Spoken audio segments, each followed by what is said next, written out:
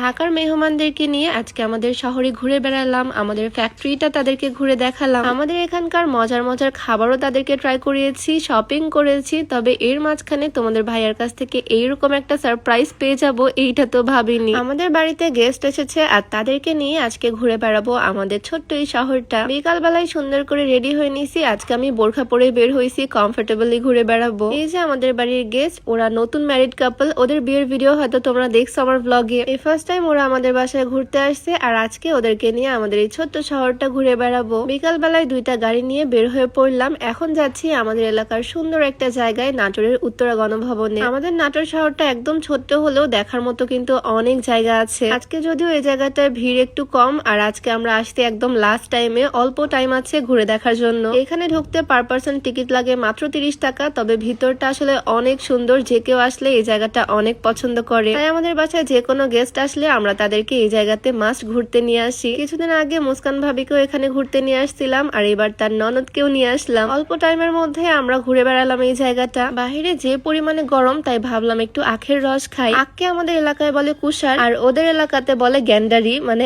এক একটা এলাকায় এক এক জিনিসের নাম এক এক রকম। যাই হোক, এই জায়গাটা ঘুরে এখন আমরা যাচ্ছি আমাদের ফ্যাক্টরির দিকে। আমাদের এই ফ্যাক্টরিটা না সবাই অনেক পছন্দ করে, যেহেতু এই জায়গায় অনেক মানুষের কর্মসংস্থান হয়েছে আলহামদুলিল্লাহ। ওদেরকেও আমার এই ছোট্ট ফ্যাক্টরিটা একটু ঘুরে দেখাবো। এই গরমের মধ্যে চা না দিয়ে আমি একটু ঠান্ডা ঠান্ডা ড্রিঙ্কসই সার্ভ করলাম। খুব তাড়াতাড়ি আমার এখানে একটা সুন্দর অফিস রুম হবে, পরিবেশটা আরো সুন্দর করবো ইনশাল্লাহ। আমরা একদম শেষ টাইমে আসছি, মেয়েরা সবাই চলে গেছে, সবার ছুটি হয়ে গেছে। এই জায়গায় আসলে না আমার অন্যরকম একটা শান্তি শান্তি কাজ করে, খুবই ভালো লাগে। যাই হোক, এখানে আমরা সবাই একসাথে অনেকটা সময় কাটিয়েছি। ঘুরতে ঘুরতে এখানে এসে একটু রেস্ট করলাম আর কি। আর তারপর আবারও বের হয়ে গেলাম। এখন যাচ্ছি আমরা গোল্ডের দোকানে। আমাদের নাটোর শহরটা ছোট হলো, এখানে কিন্তু গোল্ডের কালেকশন বেশ ভালো পাওয়া যায়। এখানে মেনলি আমার ভাইয়ের বউ এসেছে গোল্ড কিনতে। তবে এইখানে এসে তোমাদের ভাইয়া আমাকে একটা ডায়মন্ডের নো স্পিন গিফট করলো। এইটা টোটালি আনএক্সপেক্টেড ছিল। ক্যাশ যেহেতু নিয়ে আসা হয়নি, ও কার্ডেই পেমেন্টটা করে দিল। ডায়মন্ডের নো স্পিন আমার আরো আছে, তবে এইটা একদম ইউনিক 3 স্টোনের। তোমাদের কাছে কেমন লাগলো কমেন্টে জানিও। এইখান থেকে আমরা দুজনেই গোল্ড ডায়মন্ড শপিং করে নিলাম। তবে আমাদের ঘুরে বেড়ানো আজ